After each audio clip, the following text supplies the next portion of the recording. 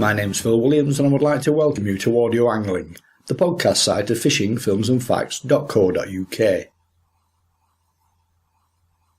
My first ever encounters with freshwater fish were with perch. Lots of perch, in fact. I was fishing worm under a float off one of the wooden jetties at Windermere, and I would suggest that the reason why I was so successful was that certainly small perch, when they are about in good numbers, are not particularly difficult fish to catch. That was back in the mid-1960s. I remember it very clearly because I'd gone up on the train with another lad from my school as part of our Duke of Edinburgh's award scheme work, as both of us had fishing as our chosen hobby. But within no time at all after that visit, perch throughout the entire UK were little more than a distant memory, from which it would take many years to recover. Shallow ulcer disease took the country's perch population by storm and was absolutely merciless, taking out a good 99% of the species, leaving just a few seemingly hardy or resistant individuals isolated about the place from which to start the long recovery. On a more positive note now, numbers are back and have been for quite a few years. The Cumbrian lakes are also once again starting to fill up with the things, with Bassenthwaite in particular renowned for its quality fish. But the pattern of distribution, certainly when it comes to the bigger fish, has radically changed. Though not an out-and-out perch specialist, Mike Winrow, who joins us here, has over the years caught a lot of specimens in the 3 to 4 pound bracket, and as such has a good handle on what it takes now to specifically target a large perch. So to kick things off, can we first look at the environmental needs of the species, leading up to the reasons why and how the balance of power between specimens and the smaller shoaling relatives has changed over recent time? Well, I think the recovery from it, and as you said, it really was an overnight sort of thing. I remember the lake I fished, it was actually more in the late 70s, but it was one of them things that suddenly overnight, and you never saw a dead one or anything, and it was only later on that you realised what had sort of happened. I don't know, the disease it wasn't sort of common knowledge in some ways, I don't know quite how. But anyway, I said the water we fished, it just died off overnight. And since then, well, I think the recovery at the start was quite a long, slow process. Like now, sort of as we do this interview, and certainly for the last few years, this has been the time to catch big perch or whatever. There's numbers of waters, produce them, you can get the angling press every week, the Angling Times, Angler's Mail, and you will get probably 4 or 5 big perch reported, sort of like 3-4 pound pluses, mitts, sometimes even bigger. But they're all across the entire country. That's the one thing you tend to notice. And from a real range of waters, like one sort of water that's a new one since the perch disease is the commercial fisheries. And of course the thing with those is that they're not stocked with pike, but they will get quite a lot of silverfish in them. And so if they do have perch, there's plenty of scope for the perch to be the top predator in the lake. Now you certainly need to find the sort of waters that do have the perch in. But of course these days with things like the internet and so on, you can do a lot of research, you can talk to other anglers, you could even give the owner of the lakes a ring. It seems to be with perch, it's like getting a start. But as regards to recovery, I get the feeling that what people are catching these days are probably the 2nd or even 3rd generation fish. Certainly throughout the 80s you heard very little at all. But then probably in the mid-90s the record was actually broken. I think it was actually a young lad, and he was just winding his floating with his maggots, and this perch was about £5, I think it was £5.9 in fact, grabbed the maggots. So that would have been one of the first generation of fish, but perhaps in those days there weren't so many, so you were waiting for that generation to breed, and then you got the 2nd generation. Then finally now you may well be even on the 3rd generation, but we seem to have hit almost a sweet spot where you've got a situation where the fish are recovering, there's been plenty of food for them, which is what you need for any fish to grow big, but you've also had the lack of competition as well, if you see what I mean. Whereas obviously back in the 60s and so on, 70s, you thought of lots of waters had lots of small perch, whereas these days I can't say certainly in the ones I've fished in this country, that you still get lots and lots of them, one after another. It's not like in your introduction where it sounds like the Lake District, some of the lakes are absolutely full of them. I love the way you call them the things, actually. They must have been drive you to distraction while you're trying to catch what you really want to catch. But yeah, they seem to come, these days, they seem to come from almost anywhere, really. Like, you can get the really big waters, like the reservoirs. Places like Graffham Reservoir, for example, have been noted for quite a long time, and I know people that perch fish that. I don't know if they're sort of allowed to, but they obviously use the flies and things that allow them to catch perch. And some of the bigger lakes as well, but obviously not all of them. It must be down to the amount of food and the competition and all the rest of it. And then you get the more smaller, I suppose, intimate waters. You could sort of say maybe the canal network or slow-flowing rivers. I think they're often a good bet. And then certainly down south, you've now got a lot of rivers have got the red signal crayfish in, and somehow or other it seems that they definitely produce both bigger chub and perch. Presumably it's easier for the perch to tackle a crayfish that's shedding its shell or something like that than it is to keep chasing down smaller fish, because the ecological balance of these rivers has changed dramatically, really. Like, it's going to be interesting to see how it pans out going forward. But yeah, they're mopping up all the invertebrates and the fish eggs, but then the perch are able to then feed on the crayfish. And the other thing about some of the southern rivers as well is that abstraction has affected them a lot, or flood relief schemes. So, for example, rivers like the Kennet are very well known for producing big perch, and that's the Kennet and Avon Canal. So anything with a touch of flow, and I fished on the River Lee. This is where I finally found perch after all these years, because they're a sort of fish that it seems that they can come out anywhere, but they're not everywhere, if you see what I mean. And I say that's where doing the research comes into it. But yeah, I think slow-flowing rivers, lowland rivers, are often your best sort of bet. That's what I would say. So we're talking here of two totally different potential big fish scenarios. Three if we also consider rivers, which can from time to time also throw up the odd big specimen. What is it then that you will be looking for? Firstly from a wild water such as the Cumbrian lakes, a stock day ticket fishery, and finally a river. Well, I think the first thing is the information. I suppose you could tackle these things from scratch, and there are ways of trying to search out perch, like with things like lure fishing, and there's a more modern method which seems to have come from the state called drop shotting, which seem to be quite effective ways of covering the water quickly and hopefully locate one or two fish, and then you can then move on to possibly a better method of catching in numbers. It just depends how good, I suppose, how good a lure fisherman you are. And actually, it sounds like drop shotting. If you know how to do that, you can get tremendous catches.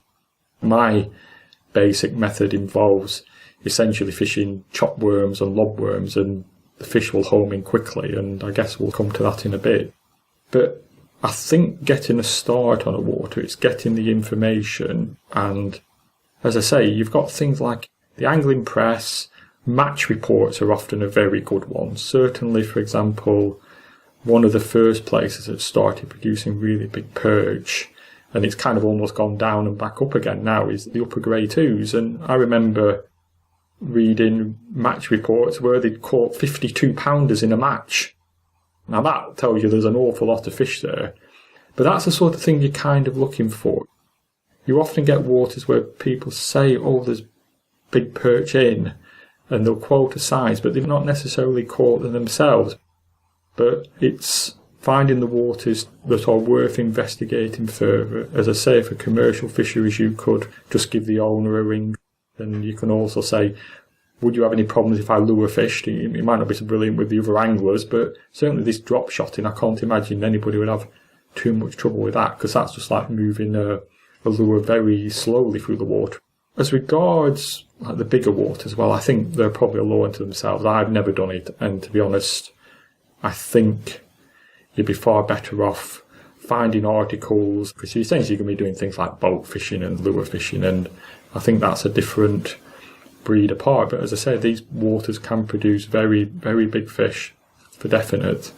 For commercials, well, it's just the ones that have the silverfish where you get the odd snippet here and there go down. At least they're a small water, so you should be able to determine whether they're worth persevering with any more quite quickly. That's the way to do it. It's almost like the research at home sort of style. And then once you've got that, there are ways to sort of cover the water reasonably quickly to then determine whether it's then worth persevering further. If the challenge was handed out to you to go out and catch a big perch to order, what would you choose as being your safest bet? Would it be a wild lake, a small private fishery, or maybe even a suitable stretch of river? Probably depends on the sort of water you like fishing, I would have said. Difficult to say, really. I suppose it's just the fact they've got decent fishing, like, okay, commercials are not to everybody's taste. I think you're looking for a water where you know there's numbers of small fishing. That would be the main thing. As I say, you don't want fast-flowing water for perch, that's for definite. So that's why I sort of mentioned the lowland rivers. You want ones with, I'd say, a number of features. If it was just a completely featureless, like Fenland-type river, unless there's a big stock of them in there, they're going to take some tracking down. But if you've got a sort of a water which is a steady-ish sort of flow, with a few features like, especially if you've got bushes or things like that, they always say around lock cuttings or bridges and so on, they do like a bit of structure. And certainly where I've had my success, it has been on those sort of waters, and I suppose that's what I can talk about. I think still waters would, unless they're a small one, again, you've got the size of them. It's kind of covering the water, if you see what I mean, and trying to find the pockets of them, because they seem to be a fish where they are in pockets. That's where they are, and they follow the silverfish. Are there any subsurface clues you can use for improving your chances with big perch? And if so, how would you go about identifying them? I think this is where it's quite tricky, because you don't actually know what's actually going under the water. The one thing about perch is that they are a chaser of fish rather than an ambush predator. For example, I used to fish on a canalised stretch of the River Lee, and there was different parts to it. It was essentially, you'd have the river, but it would only flow when there'd been a plenty of rain. So essentially, in perch conditions, it was just like a canal that might just tick along a bit. Some were deeper than others, some were shallower and it flowed a bit more, but it didn't seem to make an awful lot of difference. As I say, you had the odd feature and you would always be attracted to them, but you could also find them almost in the middle of nowhere, really. But it was because you had to know where the small fish were. For example, you used to get a lot of boats parked up on the Lee, but you never actually used to catch perch down the side, if you see what I mean. The perch were always in the middle of the river. As I said, they were where the small fish were, and the pike were round the side. If you talk to the people that lure fished, that's what they would say. Oh, we tend to catch perch in the middle of the river and pike round the side. To search the fish out, there's sort of two ways you can kind of do it. One is which is either on the lures, which they use rubber lures these days, and they sort of jig them. You don't tend to spin, which is just like cast out and wind in. They cast out and it will drop to the bottom, and I've done it, and you'll even get takes on the drop because they go for the wiggling rubber as it drops to the bottom. And then they jig it along the bottom, lifting up the rod. Or sometimes they have fish a very short rod, they even pull it along the bottom towards them, sort of style. So it's a mixture of things like that, and they go for the movement. And then the other method, which seems to be very effective, though it's only just getting hold, is this drop shotting, whereby you essentially fish your lure or your lobworm or whatever up the line. You have a lead at the end of your line, which kind of anchors it, and then about 2-3 foot, 4 foot up your line, you actually tie your lure or your worm direct to the line, which sounds very odd because obviously any taking fish is going to get a mouthful of main line as well, but you can then just jig that up and down in place, if you see what I mean, and then you can then move it towards you, and you can cover the water a bit more slowly. And I know when I lure fished and spinning, you've kind of thought, am I going through too quickly? Am I searching the water properly before I move on to somewhere else? So that is a good way of doing it. And then my basic method, which is essentially a semi-roving approach with the chop worm and the worm, that also is a method that you can cover the water quite quickly. You fish a peg for up to about an hour and a half or so. It's kind of based on the matchman's technique, actually. What they do is often at the start of a match, if it's a perch holding river or canal, they will feed chop worm at the start, and then they're also feeding the other parts of the peg that they're going to fish later on. But the perch is a predator, and it's going to home in quickly on what they've fed. So if there's anything there, you can catch quite quickly. So you tend to put some chop worm in, feed maggots over the top or something like that, and if there's anything there, you will catch fairly quickly. But of course, when you're fishing by yourself, firstly, you can choose your own pegs, and secondly, when it's not doing much or you've caught what you're going to catch out of it, you can then move on and try another peg. So in the course of a day, you can fish 4 or 5 prime spots, and in that way cover the water quite quickly. And I would have thought, from what I've seen of the most of the waters I've fished, you only really need a couple of goes. You'll get a feel. If there's any perch there, you should catch them. And if they're only small ones, you will soon find out. But if there's any bigger ones there, they will soon muscle in amongst the smaller ones. In fact, you used to get this phenomenon of catching 1 or 2 medium-sized fish quite quickly, and then the big ones will muscle in, and you might catch 2 or 3 2 or even 3 pounders very quickly. You might think you're on for a catch of a lifetime, and suddenly they kind of stop and you start catching the medium ones all over again. But you can, as I say, semi-rove along, but of course you kind of want a feature when you're doing that to fish to. If you just do it in the middle of open water, well, why should they be there, if you see what I mean? And that's where the lure and the drop shotting technique will probably find fish out in the middle of open water. So I suppose it depends on the sort of water you're fishing and its nature. If it's obvious or it looks obvious where they are, you can probably just go straight onto the chop worm. If it's a more featureless water, but you've heard that there's fish there, maybe try the lures or the drop shotting and then gravitate onto the worm fishing afterwards. You've talked about chop worms to attract the perch, and of the bigger perch also following the smaller silverfish about. Is there any mileage then in using ground bait specifically aimed at attracting the smaller silverfish, looking for a knock-on effect with the perch? I've never actually bothered with trying to attract the silverfish, because I think just the maggots going in is good enough. We actually used a free line for perch with just maggots on the hook. You fed the maggots and the perch would come up for the maggots anyway. You'd look for a perch taking the maggot and then you'd just swing it in. And I've also seen a similar thing. I once fished on the River Trent with a friend, and we actually fished on a point. And he was telling me, you get perch at your feet. If you flick your maggots in, they come for them. And they're quite decent ones. So, just flicked a few maggots in, and within 5-10 minutes these perch had come from nowhere, and you saw there were 1 or 2 decent ones in there. So what I then did was, I must have had some worms with me. He must have told me we were fishing where there was perch. And so I probably just put a bait dropper of chop worms in the side, mixed with maggots, a few yards down the bank, so I've got a little bit of leeway, and then just put a tiny little block end feeder on with a worm, cast it in, and then you sort of keep doing that and keep moving your baits because they like a bit of movement. Before you know it, identical pattern to what happens when you can't see what's going on. They're coming for the maggot straight away, and then they'll home in on the smell of the chop worm on the bottom or something like that. So you do see articles where people say, feed maggots with the small silverfish, but in many ways the bigger perch are going to find them anyway. But probably each to their own. It may well be horses for courses. As I say, I've only really had success out of one river, and each water will be separate. But from what I've seen, feeding maggots and getting some chop worm in is all you really need to do. And if they're within a reasonable distance, they will find it quite quickly. If it takes you, say, about an hour and a half before you get your first fish, that's probably all you're going to get.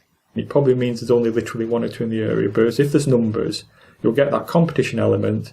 The predators, they're not going to pass up an easy meal. They're not going to be quite as fussy as sort of your more normal coarse fish. So, yeah, certainly using a bit of ground bait can't do any harm as well. As I already know from talking to salmon anglers, the subject of worms is a topic all of its own, the word worm being an all-encompassing term for a whole range of sizes and species. So is there anything here in particular worth mentioning on the subject with specific regard to the perch? Yeah, all right, okay, that's an interesting thing, actually. I've ordered worms over the internet, believe it or not, and it's been perfectly fine. The matchmen, they tend to actually go by weight of worms. They'll do things like a quarter of a kilo or something like that, which is basically about half a pound, and they'll come in a tub, and what they tend to use is worms called dendrobenas. They're the ones they tend to chop up. They may well, because they're matchmen, fish a small piece of worm. They're just trying to catch what they can. I tend to just use lobworms because they're nice and big and wriggly. They are expensive, I have to say. I think I used to pay something like £14 or £15 on the internet for about 100 of them. So they're not cheap, so I used to be a bit of a cheapskate and sometimes cut them in two and use them. As regards hook though, I just used to use a size 8 hook. And with the worm you need to use a barbed hook. Otherwise it's going to wriggle off or it'll mask the hook going home. It actually reminds me of one thing that when I perch fished, and obviously people will know that when they catch small ones you do tend to get the odd casualty because of being hooked down the throat. One thing I always carried with me was a pair of forceps, and the hooks I would use wouldn't be that strong in the overall scheme of things. They were strong enough, but they were light enough that I could bend them with the forceps if I needed to get the hook out of the gristly bit down their throat. And to be honest, other than the very smallest perch, I can't say I ever had a casualty when I did that. But you don't want to be messing about with disgorgers and things like that. At a certain point, you've just got to say, I've got to sacrifice the hook and it'll bend under the pressure of the forceps. And as I say, never saw any casualties, so it was obviously doing the trick. But yes, sort of sourcing worms, you'll find tackle shops certainly do the dendrobenas commonly, but you won't necessarily get them selling lobworms in maybe the quantities you want. As I say, I used to order them over the internet and keep them in bait boxes where I'd actually torn up strips of newspaper and wetted them through, put them in the fridge. They would survive there quite happily for months. I sometimes try to feed them a bit. I feel I've got to feed them something, so give them a bit of mashed potato, but it didn't seem to make an awful lot of difference, really. As I say, you just got them nice and clean and wriggly. But yeah, sourcing good worms, I suppose it's one of the reasons why people haven't many ways caught perch. They might fish maggots, but worms are a bit of a thing of the past in some ways. And you rate worm as one of the top baits then for the perch? Well, I think it depends how good a fisherman you are, to be honest, really. When I used to fish on the Lee, and there was a father and son that used to fish there, and actually the son is now in the angling press all the time. Just the other week he'd had a 4 3/4 pound perch out of the Lee on the lures, and they were terrific at it. You know, you could tell they'd really learnt the method and all the rest of it. I remember one place I used to fish, and I got a couple out of it, and then the next time I fished for the perch on the worm, probably got about 20 out of it. But it was one of the things I always think with lure fishing, am I actually covering the killing area properly, if you see what I mean? There's sort of like under the feet, they might not be there. So you've got to go through the area properly. But as I said, this drop shotting technique, it does sound a very interesting thing to explore. I've not tried it yet, and I need to give it a go. But it does sound a good way of exploring swims as a very good halfway house. You do sometimes see articles in the angling press about people using things like little dead baits and even prawns and things like that, but I sometimes think this is more a case of just with being something a little bit different. I would always go for something that is live. The other thing about perch as well is, like, the classic time for perch is in the autumn. Like, you fish the seasons, and I think in the summer they're probably feeding on small fish, but as the autumn goes on and they probably start getting a bit more inactive, that's when the worms seem to come into their own. But once you get right into the middle of winter and you've got the proper cold water, the worm is nowhere near as effective. What you tend to get then is during the day you might just get the odd pull or something, it's having a bit of a go, and then as it starts to go dark, they come on for a bit of a feed, and you can almost set your watch by them. Probably an hour and a bit before sunset they might start feeding, and then about half an hour after sunset, that's it. You know, you're getting one a chuck, and suddenly you reach half an hour after sunset, that's it, over and done with. But that's the time when the lures and so on, and you can also use things like little live baits if you're into that sort of thing, that's when they seem to really work. You've got that movement and the fish can't resist it. But I think in terms of quantities, once you can find the pegs, you will catch more on worms. But obviously the lures find more potential pegs or whatever. A couple of quick supplementary questions now on what you've just said. The first is, can a worm be too big? The second being that with legislation as it currently stands, where does live bait fishing fit into the grand scheme of things these days? Well, certainly on the worms, you can't use one that's big enough. I have actually used little live baits, and I have actually caught a perch at 3 or 4 ounces to engulf the 1 ounce roach. They have massive mouths of perch. When they fully open it, they will take anything. In fact, I knew somebody that when he perch fished, he used to use 2 lobworms. But I say I was just a little bit of a cheapskate. I knew the fish were there. You got this pattern where the bigger fish moved in. It didn't really make an awful lot of difference. You know, you might get a 1 ounce tackling a lobworm. So you might as well use a smaller one. As regards the little live baits, it's down to yourself. Plus, of course, like these days, you're not allowed to move fish, so you've got to catch them where you are. And of course, not all waters are suitable for it anyway. I've seen people using them where they sort of rove along with them. And it's a sort of a good way of searching them out. But as I say, I think these actually using lures of this drop shotting will be just as effective, if not better. Plus, the other thing on little live baits, when you have tried them, you do get quite a lot of mistakes. Whether it's smaller fish or down to you're just using a single hook or something like that. But you are allowed to use them. The law's been changed. I can't remember exactly how many it is. It's like 8 to 10 or something like that. But from what I've seen, you don't necessarily need to use them. If you're trying to catch them in the depths of winter when they're most effective, well, that's the hardest time to catch them in the first place. What about other potentially useful techniques, such as, for example, float fishing? As I say, I'm no coarse fisherman, but all my recollections of perch are always of catching them under the float. Have you any tips then on float choice, fishing depth and shotting patterns? Yes, I actually say float fishing would be a very, very effective method. The one thing obviously with float fishing is that you can fish off the bottom. The nature of the water I fished, because it was reasonably wide and deep, it was far more suited to fishing on the feeder. I just used to use a very small block end, as light as I could get, with the biggest holes possible. Used to fish it on a paternoster with about a 3-foot tail, and you used to get great bites as well. Like, you get the articles where they talk about, perch are very wary of resistance. But from my experience, that's not the case. But of course, these days, people seem to think that all fishing involves fishing with 3 and 4 ounce boat rigs and things like that. And I don't think I would want to do it. As I say, when you get the big perch and they give you a right old wanging bite on your quiver tip, yeah, I won't miss that for anything. But certainly, float fishing, you do have that scope to be able to fish off the bottom, and so you control it properly. Like, I'd imagine pole fishing in the Rat would be absolutely terrific against some of the bushes and things that you like to fish against. The only difficulty, obviously, is roving with a pole. It might be not the easiest sort of thing to do. But yes, and you can use quite a big float as well when you have done it. I still use the same size 8 hook. Like, when you're young, you had the classic perch bobber float. When I've perched, I've used more of a chubber type float or something like that. And yes, when a perch grabs it, it just disappears off into the depths. So yes, if you can do that, I think you've just got to look at your individual water and how you can fish it.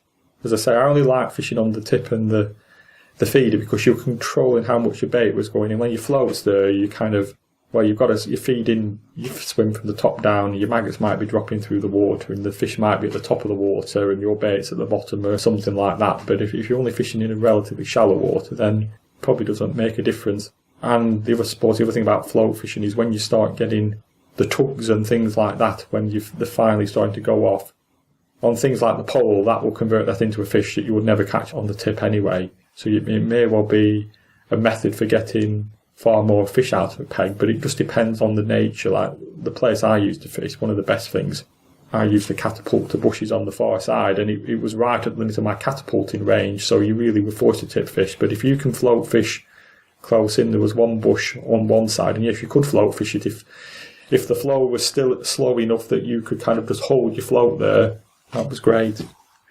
I don't suppose that subtle shotting patterns would make much difference with aggressive feeders like perch. But what sort of distance above the bottom would you be aiming to fish? I would say you can have your bait on the bottom or just off, but no more than a foot off bottom. Shotting pattern, as crude as anything, bulk shot, 1.5 foot or so from the hook. Just get it down at the bottom. The perch tend to be on the bottom. They don't mind deep water at all, the perch. As I say, they like to chase a small fish, but they will keep out of the way as well. So they like deeper water and where they've got roots from bushes and things like that. Whereas I say boats and things, the cover of the overhead boat, that they didn't seem to be attracted to that nowhere near as much. And what about the more novel approaches? You mentioned, for example, using prawns, and I've taken a lot of perch over the years on the fly. All right, well, I've never tried fly fishing. I've never boat fished for them. I imagine, yes, people have caught catches out of Midlands trout reservoirs for quite a long time. I suppose it's just finding the fly patterns to use. As I say, I've never done it, but I'm sure the articles are out there that would enable you to do that sort of thing and you would cover the water quickly. I think that is often the key to perch. Be prepared to cover the water. They are in pockets, but when you do find the pockets, you will catch quickly. They're not fussy, and big fish are just as easy, if not easier, to catch than the little ones because they're top of the pecking order. They will just muscle in. What would you recommend in the way of hand tackle? I think you just need to use a reasonably meaty float rod, not a really light one. People say perch fight hard, but they don't really. They're never going to break you up or anything like that. You can quite happily fish with 4 or 5 pound line. Like I say, you want to strike your hook on. Because of a predator, you don't need to go down to really fine stuff. I don't think they're particularly tackle shy or anything like that. I just use a standard quiver tip rod. Probably a 3 or 4 ounce tip, and as I say, you used to get great big wanging bites. Just what you would call normal fishing, maybe step it up just a touch, but not too much. Can perch at any time be line shy? Say if you was using a line with some degree of visibility, or even braid, which is now finding its way into certain aspects of coarse specimen hunting. I can't say I've ever considered that. As I said, they don't seem to be particularly fussy. I think for lure fishing, this is where things like braid come into it on, because you have that lack of stretch and you want to sort of feel what's going on. I say I've not done it enough to know, but I do believe people do use braid when they lure fish, so you can feel what's going on. As regards line, well, you can always use fluorocarbon.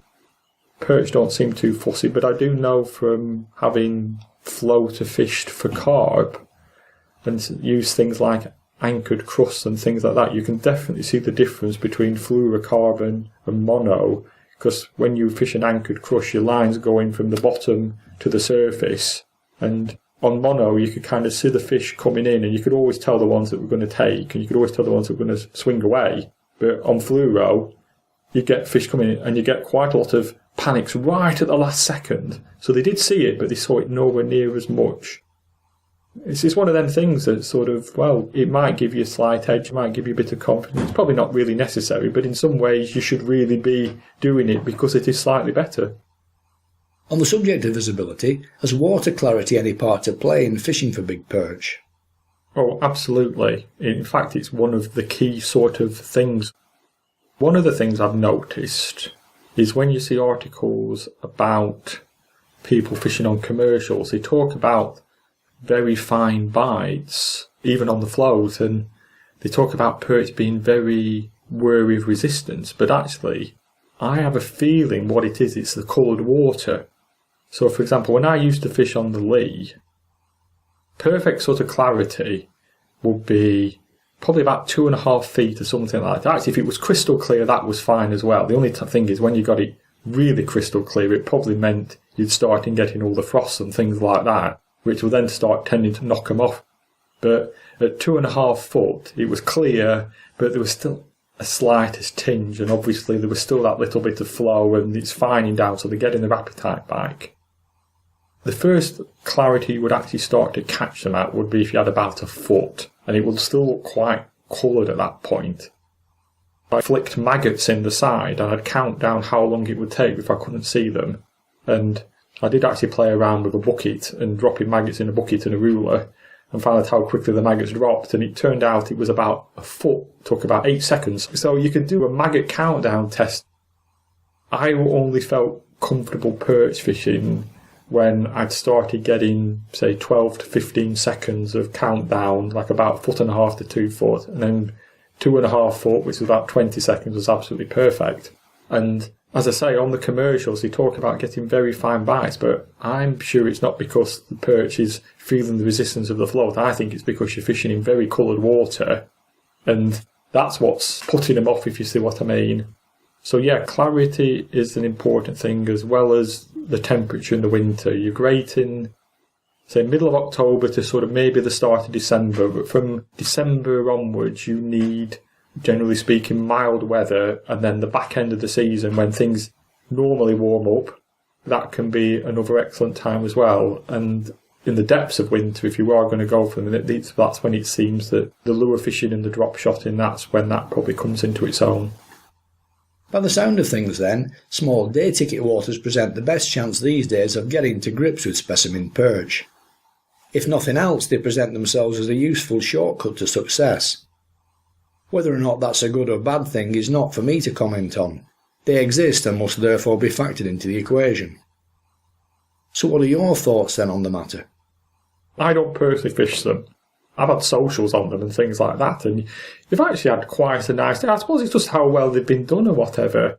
If they've been more mature and they've been nice and grassy and something like that, yeah, they're not so bad. Whereas sometimes it's just like a hole in the ground in a farmer's field, and that's not my sort of thing. Obviously, some of these places are probably way too heavily stocked, but each to their own, I guess.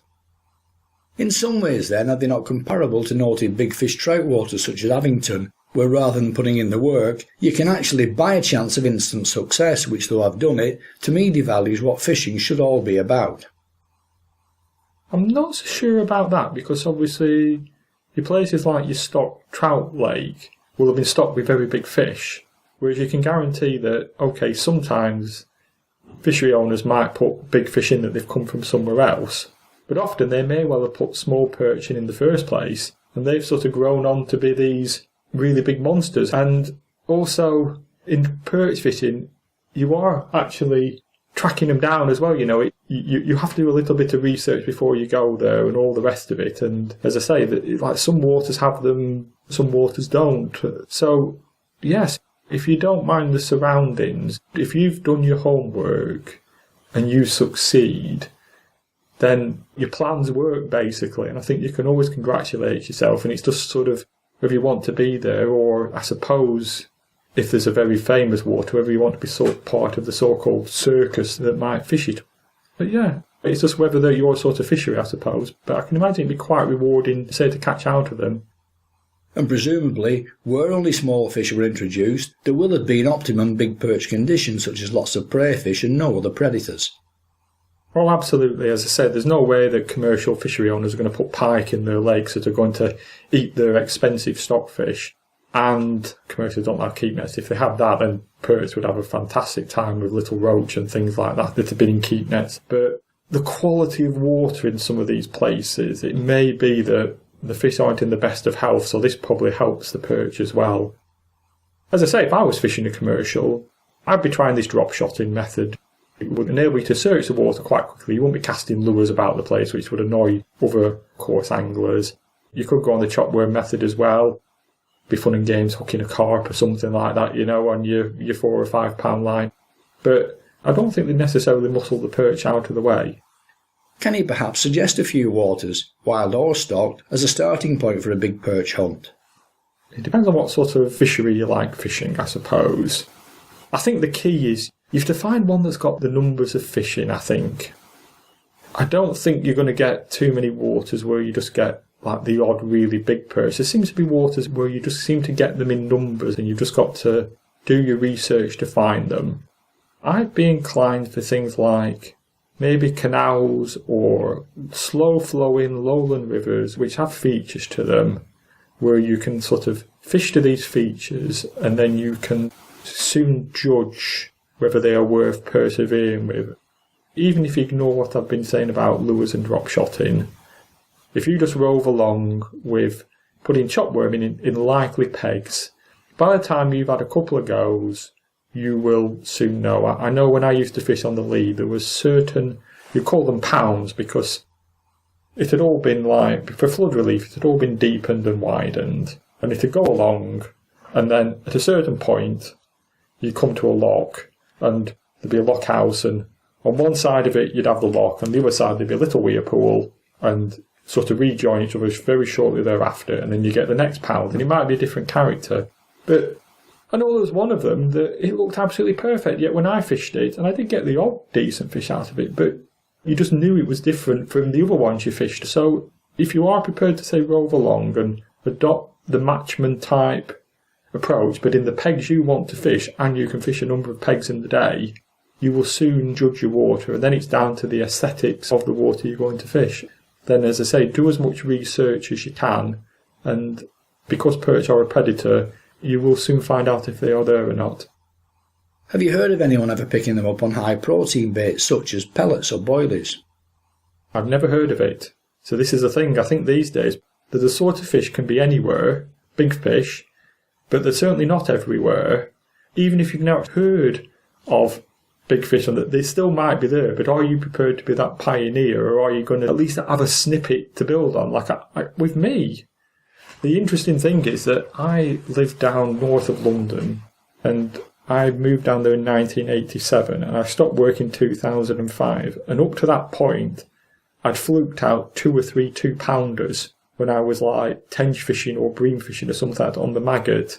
But I had seen things in the angling press. I remember somebody, and I'd fancied trying to catch a big perch.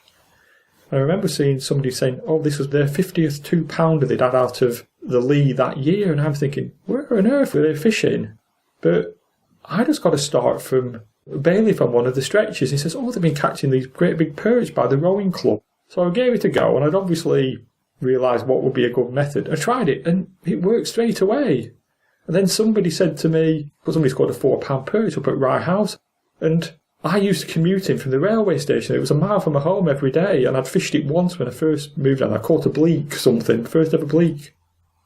Turned out, it was probably the best stretch that I'd fished. I sort of had lots of like 2 and 3 pounders there. It was a mile from my house, and yet it was 18 years before I actually seriously fished it. And once you had the method of moving along, you soon realised, yeah, how good it was. But it wasn't every peg. That was the thing. You fish the feature pegs, and you listen to the other anglers where they might have had the bonus fish and so on and so forth. But yeah, the waters are definitely out there, and it's just getting that start, I think, and then sort of having the belief that you can do it. So what kind of numbers and sizes did you end up catching there? Well, I fished the Lee for about 4 or 5 seasons, and I mainly fished... There was 2 pounds I fished. One of them was this Rye House stretch, and then there was the next village up, but there was nothing in between. It was all one long stretch. And then there was one further up at a place called Ware, and it was slightly quicker. And I also fished at Broxbourne, where it was also slightly quicker as well, not quite as deep. But in that 4 or 5 seasons, I probably had at least 40, maybe not 50 3-pound pluses in that time. Obviously, lots of 2-pounders, a couple of 4-pounders, but that seemed to be about the limit on the lead, notwithstanding somebody that I know that sort of caught one of 4 3/4. It was uncanny how everybody's personal best that actually did try for them. It was 4 pound of literally an ounce or 2 over. It seemed to be that was almost the limit. But in terms of numbers, the best I ever did was probably 5 or 6 2-pound pluses in a day. But 3 or 4 No problem at all. It was just like the pockets that they were in. In terms of quantity, I had the odd day when you had £20 plus all told, or something like that, and it would be non-stop hectic action for a couple of hours. But normally out of a peg, if you started catching fairly quickly on it, by the end of your hour and a half, that was your time was over. It's like the matchman thing. They'd fish for the perch for the first hour of the match, then they go on to the other species. They caught what they wanted to catch in terms of perch out of the first hour. They might revisit the peg. But yeah, they were fabulous fish, and as I said, it's also like the beauty of them as well. If you get a 3-pounder pop into the surface or something that's in prime condition, it is a truly glorious fish, it really is. In my opening comments, I mentioned the near extinction of perch in the UK due to the devastating effects of shallow ulcer disease, and the fact that after a very long time they've managed to bounce back. So what exactly is the current status now in 2013? Well, the current status seems to be that if you want to catch a big perch, now's the time to do it. You can look in the angling press every week and you will get a number of big fish for a number of big waters all around the country. So they are there. I think I said earlier on, I suspect we may be on a situation where we're on a second or third generation thing where we've kind of just got the sweet spot where you've got the numbers of fish but not yet the competition, which may drive down sizes. Obviously, I don't really know what it was like prior to the perch disease. I was only just starting to fish then. But you didn't seem to get, from what I remember, talking about big fish here, there and everywhere. And obviously back in those days, lots more people fish with things like maggots and worms. There was no people using pellets and boilies and even something like sweet corn. So things have certainly changed. But yeah, some of these waters, they've produced great big fish and in numbers. You can name a number of rivers, certainly in the south, like I said, the Lee, the Thames were sort of producing loads of fish in the wintertime from some of the weir pools. The Kennet, the Great Ouse, and you even now have a guy in the writes in the Angling Times, a guy called Des Taylor, and he's described drop shotting on a river like the Severn and catching loads of fish out of it. So if you're starting to catch out of a river out of the Severn, who's to say what you might catch? Is the current explosion in big perch because of shallow ulcer disease or despite it? I think my best guess is it's probably kind of a result in some ways, in that the fish that survived, as I say, for a fish to grow big it needs plenty of food and not much competition, and obviously the first ones that recover, they will have virgin waters to go at. The only question is, are there enough of them for anglers to sort of find out about them and catch them? But when they breed, that next generation, that's probably when you get the numbers of the big fish. And finally, you will probably settle down. It's difficult to see what would happen going forward. You obviously have things like crayfish in a lot of the southern rivers and things like that. So it will be difficult to really tell what's going to happen going forward. So as a trend, it might still have some way to run. Funnily enough, for the biggest perch, it's been for quite a few years now.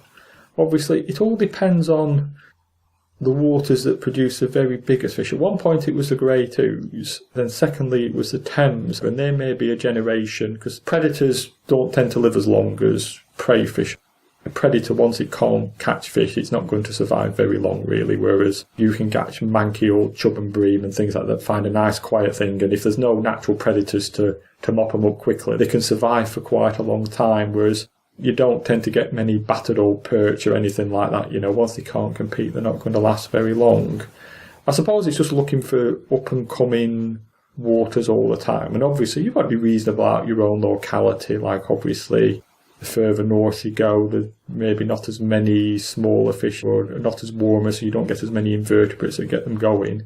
But then having said that, I've seen people reporting numbers of big 4-pound perch out of Scottish lochs, so it's just the particular circumstances. In terms of growth potential, how does the UK population compare to that on the near continent?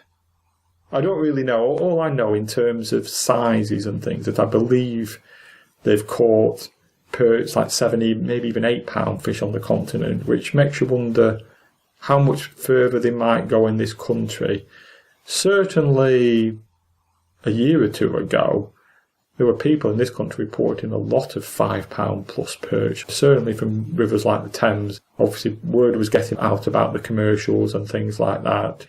In this country, like the record now, £6.3. Whether it has further to go, it wouldn't surprise me. I'm not convinced about an £8, but a big £6 I think is quite possible. Yeah, certainly. I was actually going to ask you about your friend and his perch record. What's his name, by the way? Neil Stephen. And his record possibly isn't that safe then, do you think? Well, it's interesting that the perch record, for starters, is actually shared by two people. I said my friend that holds the perch record, this Neil Stephen, he actually caught it from a commercial fishery that was actually known for them.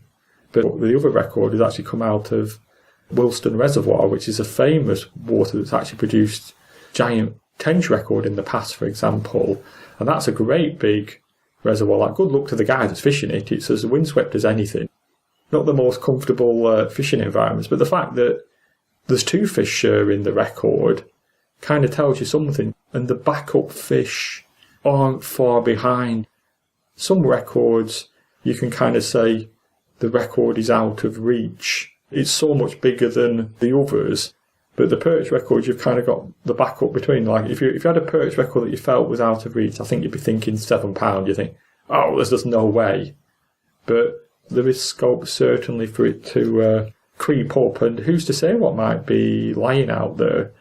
Well, I would have said commercial fishers in general won't really appeal to the all-rounder type. And all-rounders are probably becoming a bit fewer on the ground as more people go carp fishing and they get older, and there's been this phenomenon of fish getting bigger and bigger, especially in the south, but fewer and fewer of them. So the sort of people that might go pursuing them aren't as common. In fact, they always reckon that the two fish where the general angler might break the record are the perch and potentially the chub, because like big chub can come out of almost anywhere really. It's difficult to, there aren't too many stretches. I know one where, yes, you kind of got the Crowd fishing gate, a 2-mile stretch of the River Lee, which is producing 8 and even £9 fish, but it's difficult to think of others.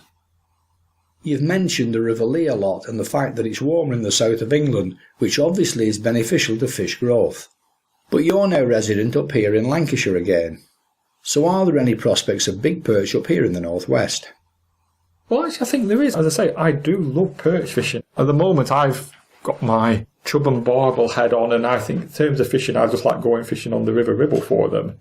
But as things change, it may well be worth a go. And I do actually have one or two waters that I would give a go. Like, one obvious one, and this is by search on the internet, would be the Southport Anglers drains round Southport, because they've got 2 or 3 drains, like the Crossons, and ones that are actually drains as well.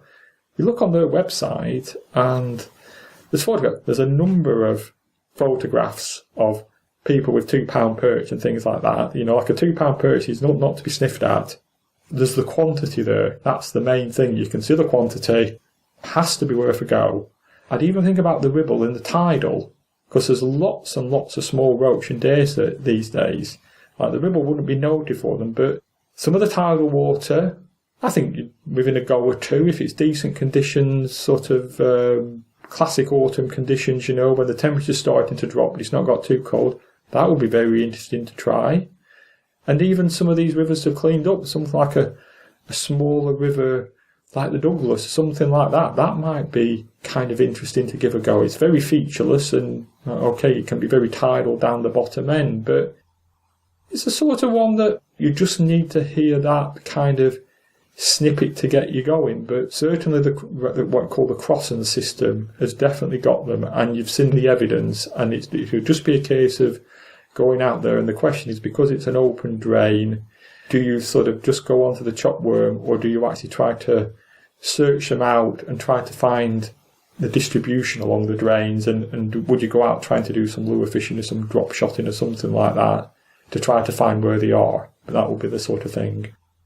On the lake it's pretty much all boat fishing, but they get a lot of fish in the 2 to 3 pound bracket, plus bigger ones of course, so I'll keep you informed on that one. Meanwhile, a very big thank you for your contribution here.